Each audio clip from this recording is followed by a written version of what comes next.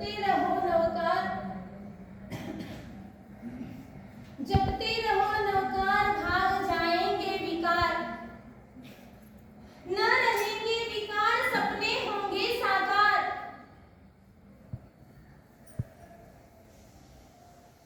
आप बनेंगे दिलदार, आप बनेंगे दिलदार, जीवन हो जाएगा आपका शानदार। श्रद्धा बढ़ेगी अपार, तो बढ़िया चलेगा आपका व्यापार। क्या चलेगा? सही है ना?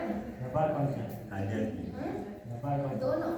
नवकार के अंदर वो शक्ति है जो किसी मंत्र के अंदर, तंत्र के अंदर, यंत्र के अंदर जो शक्ति नहीं है, वह इस नवकार मंत्र के अंदर शक्ति रही है। मैंने उस दिन भी आपको कहा था कि नवकार के एक अक्षर पर कितनी विद्या देवी का वास है? 1008 विद्या देवियों का वास रहा हुआ है।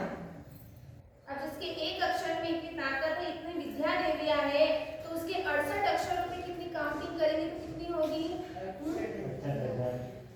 68,544। ये उस दिन मैंने बात कही थी, केवल इस कान से सुनना और इससे निकालना नहीं है, अंदर उतारना है। हाँ? इस नवकार की महिमा बताई कि पंच परमेशी के अंदर 35 अक्षर रहे हुए हैं और उस 35 में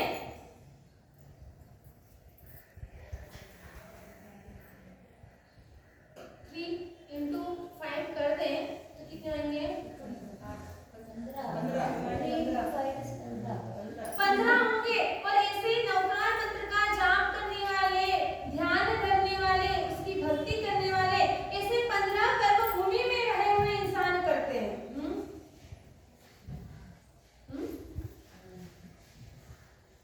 ऐसी 15 कर्म भूमि के अंदर ऐसी नवकार का जाप हो रहा है, नवकार को बोलने वाले हैं। मोहनी कर्म बताया है 70 कोड़ा कोड़ी सार्वभौम, उसमें से उन 70 कोड़ा कोड़ी सार्वभौम मोहनी कर्म खत्म हो जाता है, तब व्यक्ति नवकार गिनने की उस व्यक्ति को इच्छा होती है। क्या होती है? केवल नवकार गिनने की इच्छा होती है। कई लोगों को बोल देना कि एक नवकार तो गिन ले, वो बोलने वाला नहीं है, वो गिनने वाला नहीं है। पंचायत करने की बोलते ना तो आधे से घंटे की जगह 1 घंटा भी वह बात कर लेगा, टाइम पास कर लेगा, लेकिन नवकार गिनने के लिए वह तैयार नहीं होता है। नहीं यार। कहते हैं मंत्राधिराज, यंत्राधिराज, तीर्थाधिराज और परवाधिराज। परवाधिराज कौन सा है? मालूम है, वो अपने यहाँ आ रहे 5-7 दिन के अंदर। ऐसा परवाधिराज के अंदर आता है पर्युषण महापर्व, तीर्थाधिराज में आता है शत्रुंजय तीर्थ, यंत्राधिराज में आता है सिद्ध चक्र यंत्र, और मंत्राधिराज के अंदर अगर किसी का नवकारी आती है तो वह आती है नवकार मंत्र। इस नवकार मंत्र की श्रद्धा कितनी? आज से 600 वर्ष पूर्व की घटना है। नवांगी टीका के रचयिता अभय देव सूरी जी, जिन्होंने अपने जीवन के अंदर कितनी ही रचनाएं करी। रचना करते करते उन्हें ऐसा कोढ़ रोग हुआ, उन्होंने सोच लिया अब कहते कोढ़ रोग को शास्त्र रचने की छूट नहीं दी गई है।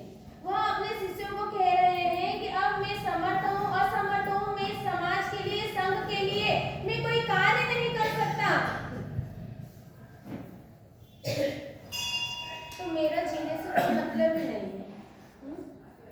अपन जब तक किसी के काम न आए, जब तक अपना जीना व्यर्थ है। दुनिया की एक एक चीजें अपने काम में आ रही, लेकिन अपन कभी किसी के काम आए? देखा है कभी किसी के काम आए? घर में एक गाड़ी भी अगर वो खराब हो गई होगी ना, तो उसको आप अवर के नहीं रखोगे। जिसके घर पे गाय बिल्ली वगैरह जो पाली हुई है, गाय पाली जब दूध देती है तब रखते हैं, उसके बाद में वो लोग भी बेच देते हैं। तो जब तक कोई व्यक्ति काम आता है, जब तक उसकी सार संभाल करते हैं, घर में माँ बाप जब तक अच्छे चलते फिरते घर पे काम करते हैं, जब तक तो सबको अच्छे लगते हैं, लेकिन जैसे ही रिटायर हो जाते उसके बाद में वृद्धाश्रम। कोई अच्छा विवेकी होगा तो वो बात अलग है, लेकिन फिर भी किसी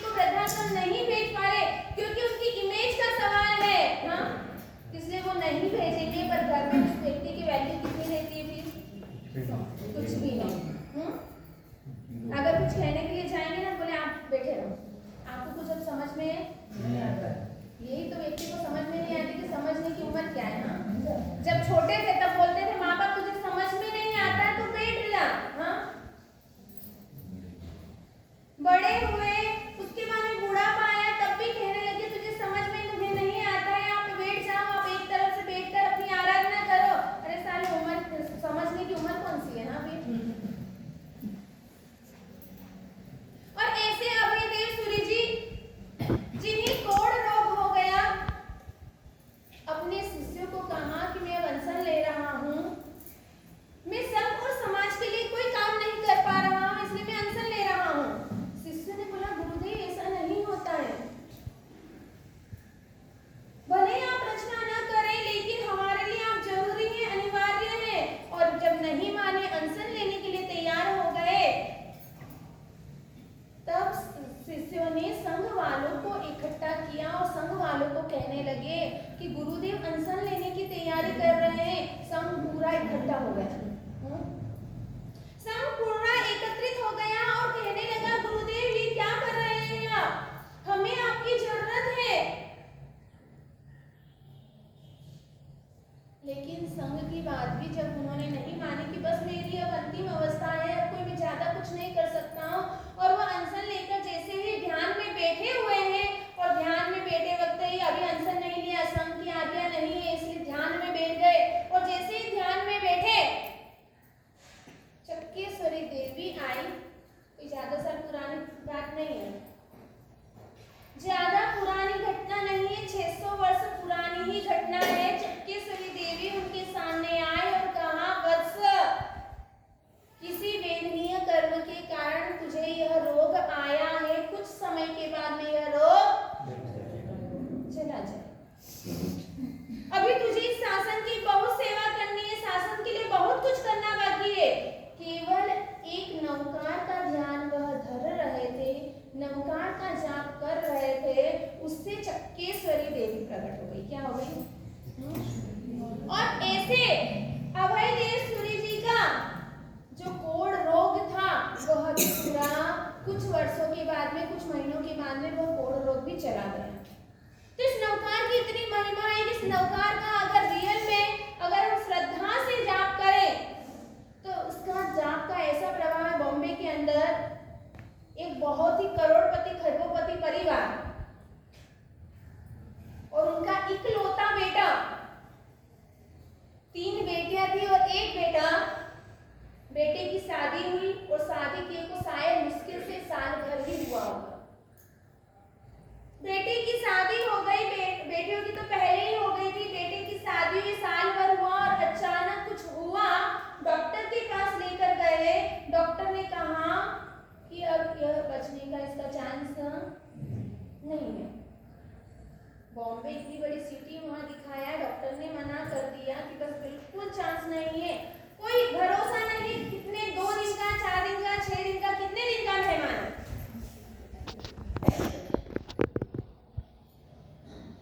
बॉम्बे से वह अमेरिका तक लेकर चले गए उसे। अमेरिका के डॉक्टर ने भी कह दिया कि बचने का चांस नहीं है। और जब डॉक्टर भी हाथ झटक देता है, वो भी भगवान के भरोसे डाल देता है, तब हम भगवान के पास जाते हैं, सही है ना? तब हम अपने घर के बड़े बुजुर्गों को याद करते हैं, उनसे राय पूछते हैं कि आपका क्या कहना है। उनका अनुभव पहले नहीं लेते हैं, पहले अनुभव किसका लेते हैं? डॉक्टर का। पहले डॉक्टर का लेते हैं और उसके बाद में जब पूरा हो जाता है केस, आखिरी लास्ट टाइम पे आता है, तब घर परिवार वालों को बताते हैं। उनके घर में उस लड़की के दादाजी जो करीबन 70 से 75 साल के थे, डॉक्टर ने मना कर दिया। अब सोचा कि डॉक्टर हॉस्पिटल में रखने से अच्छा घर पर लेकर आ जाते हैं। उस व्यक्ति को, उस लड़की को घर लेकर आए। अब सब बड़े चिंतित थे, 3 बहनों के बीच में एक भाई, सभी घर पर उसको लेकर आए, सभी रो रहे हैं, चिंतित हैं, परेशान हैं, अब क्या करना। और उस वक्त घर के उस बुजुर्ग व्यक्ति ने कहा कि अगर तुम मेरे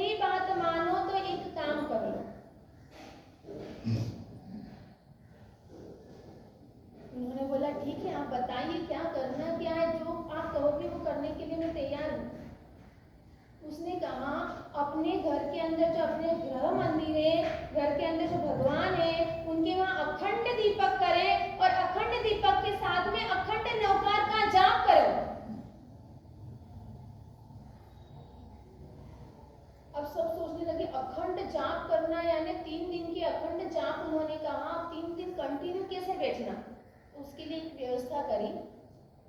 तीनों लड़कियां और तीनों लड़कियों के जमाई, 3 और 3 6 हो गए। एक दादाजी, उस लड़के के माता पिता सबने सोच लिया कि 1-1 घंटा सभी को उस मंदिर में, उस घर मंदिर में जाना है। 1-1 घंटे का जाप अखंड करके अपने जाना। 1 घंटे के बाद दूसरे बैठेंगे, दूसरे के बाद तीसरे बैठेंगे, ऐसे कंटिन्यू जाप करना है। और उस लड़के को तो एक रूम के अंदर अलग से रख दिया था, उस रूम के अंदर कोई भी नहीं जाता था, केवल अखंड जाप करते थे। पानी रख दिया, प्रतिदिन जो 24 ही घंटे उसके ऊपर जो जाप करता थे, और जाप करने के बाद उस कटोरी के ऊपर वह हाथ रख देते थे। ऐसे करते करते 2 दिन हुए, 3 दिन हुए, जो लड़का आंखें भी नहीं खोल रहा था, पूरा कैंसर जैसा रोग पूरी बॉडी के अंदर फैल चुका था। दूसरे दिन की रात के अंदर उस लड़के को इतनी वॉमिटिंग हुई, इतनी वॉमिट हुई कि सारे वॉमिट के अंदर सारे कैंसर के रोग ही निकल गए। श्रद्धा मजबूत होनी चाहिए। श्रद्धा में अगर जा रहे तो भगवान हमसे दूर नहीं। इस श्रद्धा के बलबूते पर तो हनुमान ने अपनी छाती फाड़ कर चीर कर बता दी थी। जब सीता ने कहा, जब सीता राजभवन में राज सिंहासन के पास में जब बैठी हुई थी, राम सभी को अलग अलग चीज आशीर्वाद रूप में दे रहे थे। विभीषण को लंका दी, सुग्रीव को दिया, बाली को दिया, सभी को कुछ न कुछ दे रहे थे। हनुमान उनके चरणों के पास बैठा हुआ, और हनुमान को देखकर सीता ने कहा कि प्रभु आपने सबको सब कुछ दिया है, लेकिन आपका जो परम भक्त है, जिसने आपकी जगत के अंदर आपकी रोशनी फैलाई है, आपका नाम बढ़ाया है, और उसको आपने कुछ नहीं दिया। प्रभु ने क्या कहा? इसको देने जैसी मेरे पास कोई चीज नहीं है। क्या कहा? इसे देने जैसी मेरे पास कुछ भी नहीं है। सीता सोचने लगी, इतना इतना राज्य सब कुछ दे दिया, इसके लिए कुछ नहीं बचा। सीता ने कहा कोई बात नहीं, मेरे पास कुछ है, और वह भी मेरे राम के द्वारा दिया हुआ है। जो पक्के मोतियों का जो हार था, गले की जो मोती में जो गले में वो डाल कर रखती थी, कभी अपने से जुदा नहीं होने देती थी, और वह हार हनुमान को उसने दे दिया। अब हनुमान भी कौन था? वानर ही था। जैसे ही हनुमान को दिया, हनुमान वहां पर बैठे बैठे ही एक एक मोती तोड़कर देख रहा है। क्या कर रहा है? एक एक मोती तोड़ तोड़ कर देख रहा है। सीता को तो गुस्सा आया, आपने कुछ किसी को दी और आपकी आंखों के सामने ही वह उस चीज को तोड़ दे, मरोड़ दे, फेंक दे, तो आपको कितना गुस्सा आएगा? हनुमान यही कार्य कर रहा है, एक एक मोती को तोड़ तोड़ कर वह देख रहा है। उस वक्त सीता ने कहा कि सचमुच में तू वानर है, तो सचमुच में वानर है। मेरा इतना पक्के मोती का हार जो मैंने तुझे दिया है, वो तू तोड़ रहा है, इसकी तूने वैल्यू नहीं की है, तो इसमें क्या देख रहा है? हनुमान ने क्या कहा? मैं इसमें राम को देख रहा हूँ। किसको देख रहा हूँ? मैं इसमें राम को देख रहा हूँ। सीता भी हंसने लगी, अरे पागल कहीं के, इस मोतियों में भी क्या राम दिखने वाला है? हाँ। और हनुमान ने उसी वक्त कह दिया कि जिसमें राम नहीं उसका मुझे काम नहीं। जहां पे राम का नाम न लिखा हुआ हो, जहां पर राम ना हो, उस चीज का मुझे काम नहीं है। सीता ने कहा क्या तुझे इसमें दिखने वाला है राम? बता, मुझे दिखा के बता। बोले सचमुच में है। बोले दिखा मुझे कहाँ है राम? और उसी वक्त अपनी छाती चीर कर उस हनुमान ने दिखा दी कि देख लो राम और सीता। कई बार आप फोटो देखना उनके, हनुमान का दिल चिरा हुआ है, फाड़ कर दिखा रहा है और अंदर राम और सीता है। ऐसी श्रद्धा, ऐसा विश्वास, ऐसी भक्ति हमें नमस्कार महामंत्र पे है। हनुमान को राम पर थी, लेकिन हमें अपने नमस्कार महामंत्र पर है। कितने चमत्कार हुए आपके? एक तो चमत्कार मुझे भी दिखा दो। यानी चमत्कार नहीं हुआ तो सोच लेना अभी तक श्रद्धा से नहीं गिना है अपन ने। हाँ, द्रौपदी, अंजना, मायावती, अगर यह जंगलों के अंदर सुरक्षित रही, ऐसे घोर भयंकर रहने का कारण बना तो क्या बना? नौकार पर उन्हें श्रद्धा थी। कहा सीता द्रौपदी अंजना मैया सुनसा जैसी सखियां, तूफान आए लाखों फिर भी धर्म न छोड़ा अपना। सच्ची श्रद्धा थी उनकी, छवि थी दिल में वीर की, अन्य देवों को न पूछा, पार लगी जीवन की कश्ती। लड़खड़ाती श्रद्धा से, लड़खड़ाती श्रद्धा से कैसे हम पाए किनारा। ओ जैनो रे जागो रे, ओ जैनो रे जागो रे।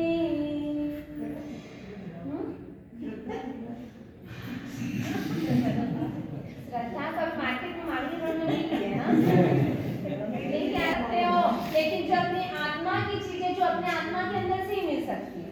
हाँ, किसी को खरीद के लाना हो तो वो खरीद कर ला सकते हो, लेकिन ये चीज कोई खरीदने की नहीं है। समोसा खरीदना तो मिल जाएगा, लेकिन भरोसा खरीदने की चीज नहीं है।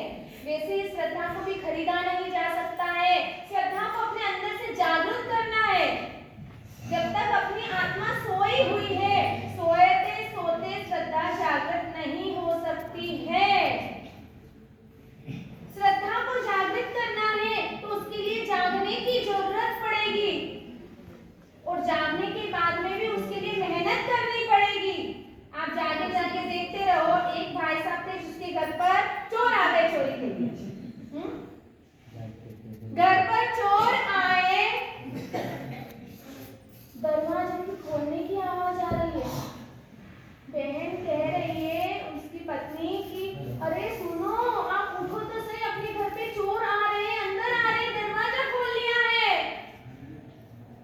सेठ जी बोल रहे हैं मुझे मालूम है तू सोई रहे। क्या बोल रही है? मुझे मालूम है तू सोई हुई रह। अरे देखो तो सही, अब उसको पत्नी को तो चैन पड़ नहीं रही है। मालूम है अभी दरवाजा खोला है, घर में एंट्री करेगा, उसके बाद सबसे पहले कहाँ जाएगा चोर? तिजोरी के पास। और तिजोरी में मेरे सारे गहने पड़े हैं। हाँ, भाई लोग तो कितना पहनते हैं, एक गले में चेन डाली है, हाथ में एक पोंछी डाली, इसके अलावा इनके पहनने के लिए कुछ नहीं। और आप तो ऊपर से नीचे तक सोने में लगे हुए रहते हो। हाँ, यहाँ पे बोर डालो तो यहाँ पे आपका नथ, कान में, गले में, हाथ में, पैर में, कमर में, सब दूर सोने से लगे हुए रहते हैं आप लोग। हाँ, तो ज्यादा चिंता सेठानी को हो रही है कि अरे चोर आया और चोर मेरे सारे गहने लेके चला जाएगा। जैसे उसने कहा देखो कमरे में प्रवेश कर लिया है उसने। सेठ जी बोल रहे मुझे मालूम है। हाँ, सेठ जी क्या कह रहे हैं? मुझे मालूम है। जैसे ही चोर ने तिजोरी खोली, उसने कहा सेठ जी चोर तिजोरी खोल रहा है। मुझे मालूम है। सेठ जी क्या कह रहे हैं? मुझे मालूम है। मुझे मालूम है।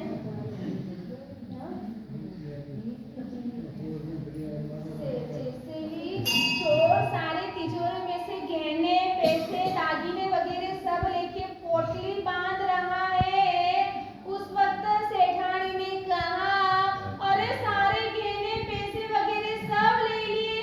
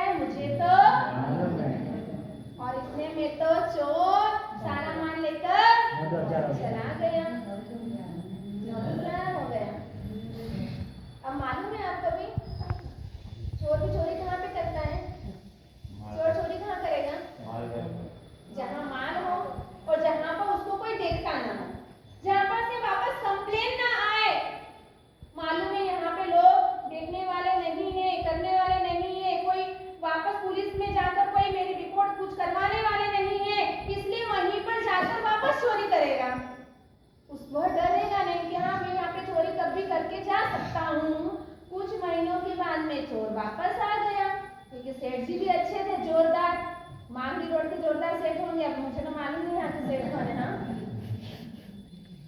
और जैसे ही कुछ महीने बीते, उसके बाद में एक दिन रात को वापस आ गया चोर।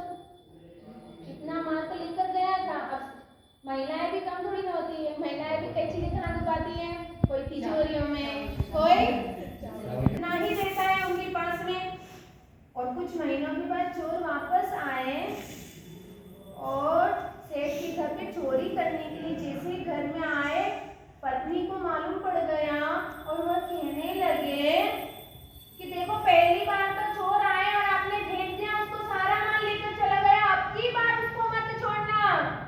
सेठ जी ने क्या कहा, अब की बार तुम्हें छोड़ने वाला नहीं हूँ, अब की बार मैंने पुलिस से वहाँ पे पहले ही रिपोर्ट करवा दी है, पुलिस आ जाएगा। क्या कहा,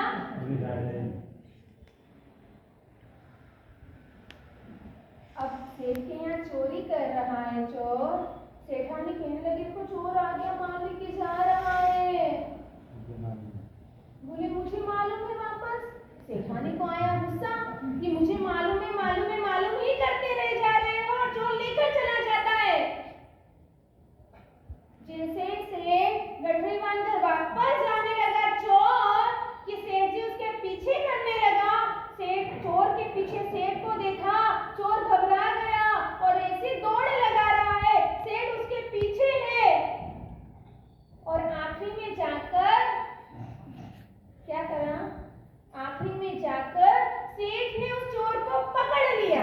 हाँ, चोर को पकड़ा। जैसे ही चोर पकड़ में आ गया, अब सेठ जी उसको पकड़कर पुलिस थाने की ओर ले जा रहे। कहाँ लेकर जा रहे हैं, पुलिस थाने के वहां ले जा रहे हैं। लेकिन रास्ते में कंकड़ पत्थर बहुत थे। चोर ने कहा कि देखो सेठ जी, अब आप मेरे को पकड़ कर ले आए हैं। बोले हाँ, मैं कोई कम थोड़ी ना, मैं सेठ हूँ, हाँ, मैं तुझे क्यों नहीं पकड़ूंगा।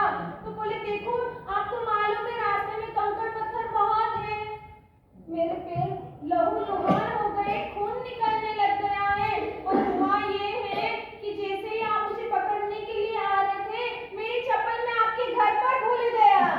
क्या कहा, मेरी चप्पल मैं आपके घर पर भूल गया, इसलिए मुझे पैर में बहुत दर्द कर रहा है।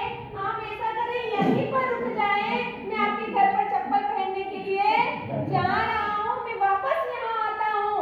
सेठ जी भोले थे बेचारे। हाँ, सेठ जी वहाँ पर इंतजार कर रहे हैं। चोर गया, अब चोर कहाँ जाएगा, सेठ जी के घर में कहाँ जाएगा। सेठ जी को आधा घंटा हो गया, 1 घंटा हो गया, 2 घंटे हो गए, सूर्योदय हो गया, उजाला होने लगा, सूर्य की रोशनी आने लगी। लेकिन जब तक चोर नहीं आया, थककर वो सोचने लग गए कि मैं ही चोर को लेकर आ जाता हूँ। घर पर गए तो चोर तो मिला ही नहीं। अब सेठ जी ने सोच लिया कि अगली बार अगर चोर आएगा, हाँ, तो इसकी खेल ने मुझे पागल बना के गया यहाँ। अब चोर इतने समझदार होंगे, चोरों के अंदर 36 कलाएं होती है। हाँ, कितनी ही कलाएं होती है, आप एक उपाय ढूंढोगे, वो दूसरा उपाय पहले ही तैयार कर लेगा, उसकी बचने की तरकीबें। और ऐसा ही हुआ, मालूम है चोर को भी कि ये पागल और मूर्ख सेठ है। हाँ, ये ऐसा ही सेठ जी, इसके घर पे वापस जाओ। और वह थोड़े दिनों के बाद में बोलते हैं ना कि 1 बार गया, 2 बार गया, तीसरी बार गया तो पूरा क्या हो जाएगा, घर साफ हो जाएगा। तीसरी बार गया, जो कुछ था वो लेकर निकल रहा था, सेठ जी ने वापस दौड़ लगाई, चोर को पकड़ लिया। पकड़ने के बाद में चोर को कहने लगा, तूने मुझे पागल बनाया, तू मुझे वापस नहीं आया चप्पल पहन के, इसलिए अब की बार मैंने अब तो तुझे नहीं छोड़ूंगा, अब तो तुझे जेल की हवा खिलाकर ही रहूंगा। चोर भी बड़ा समझदार था। हाँ, चोर ने कहा, जब आप जेल की हवा मुझे खिलाओगे इसे तो कोई बात नहीं, खानी तो पड़ेगी, आपके घर से चोरी करके गया हूं मैं। क्या कहा, आपके घर से मैंने चोरी करी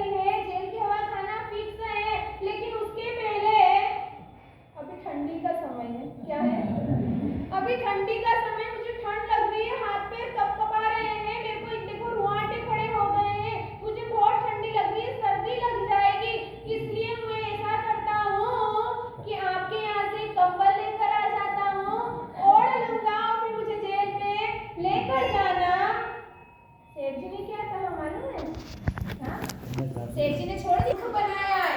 तूने बोला मैं चप्पल, तूने क्या बोला? मैं चप्पल पहनकर आपके घर से आता हूँ, आपकी बार तू नहीं जाएगा, आपकी बार मैं जाऊंगा।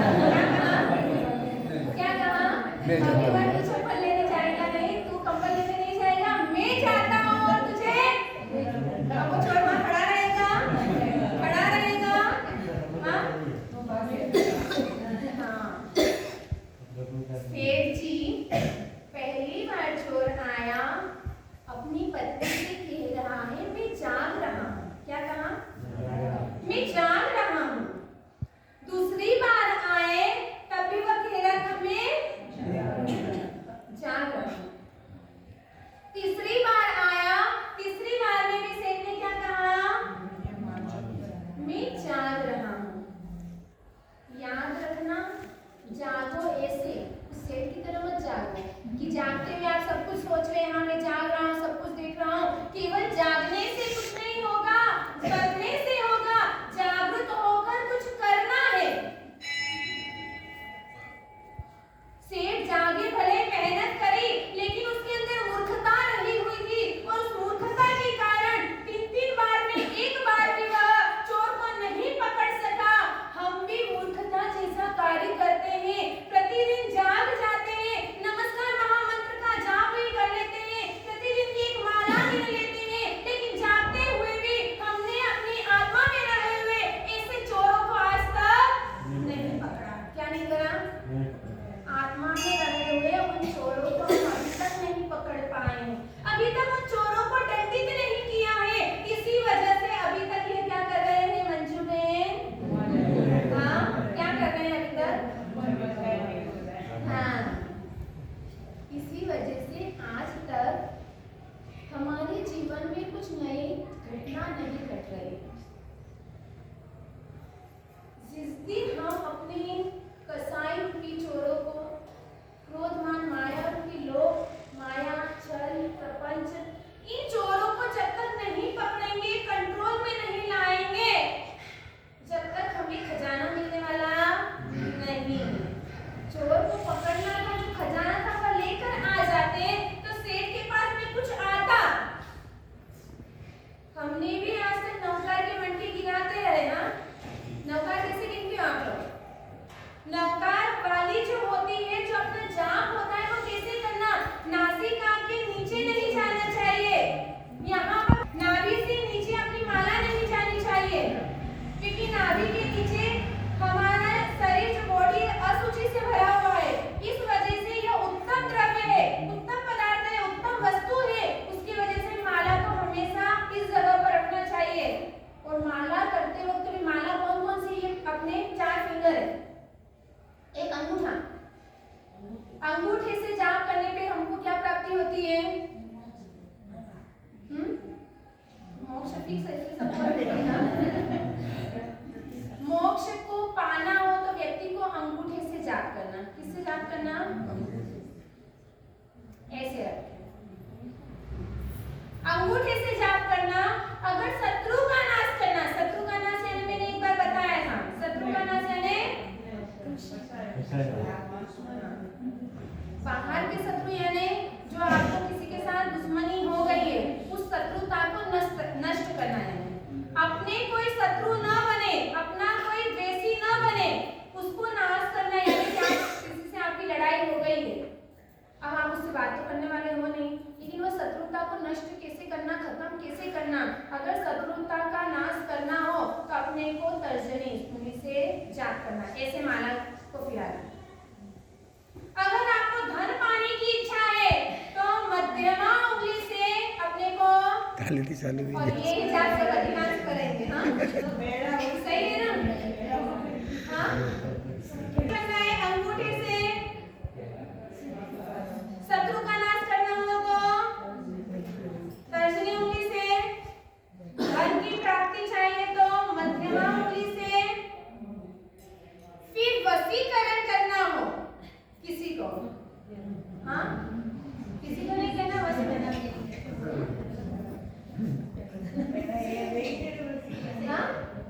होगा तो बस ऐसा कुछ नहीं है, जो आपको चाहिए उससे कर सकते हैं। नहीं होगा, नहीं होगा।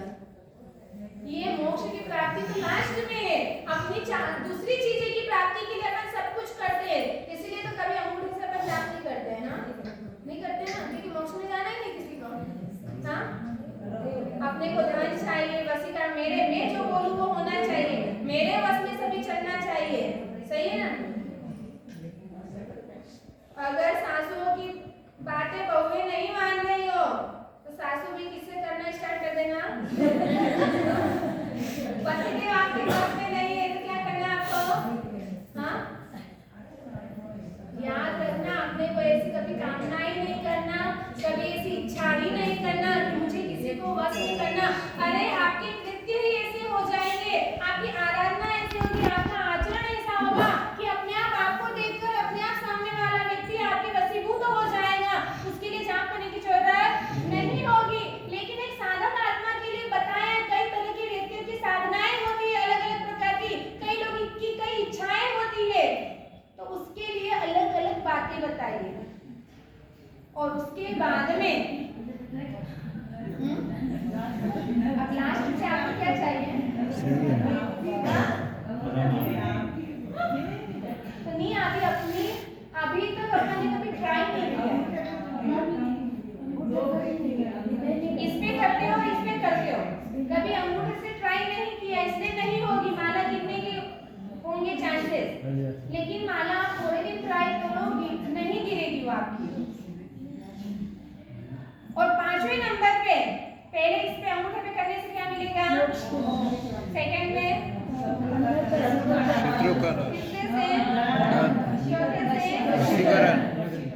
और 5वें से आपको क्या चाहिए, संयम, संयम मिलता होगा। और 5वें से क्या होगा,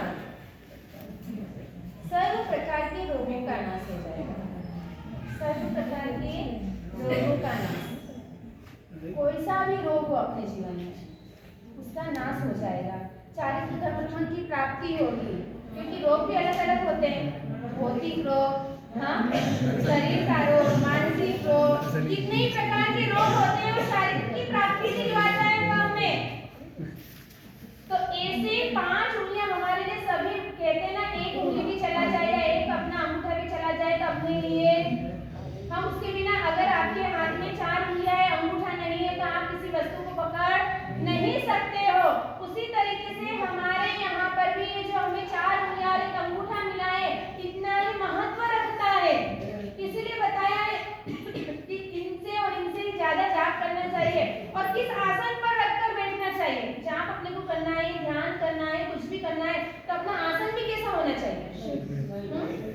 वाइट आसन तो रहता है, पर आसन भी कई तरह के होते हैं। कोई लोग किसके ऊपर बैठकर जाप करते हैं,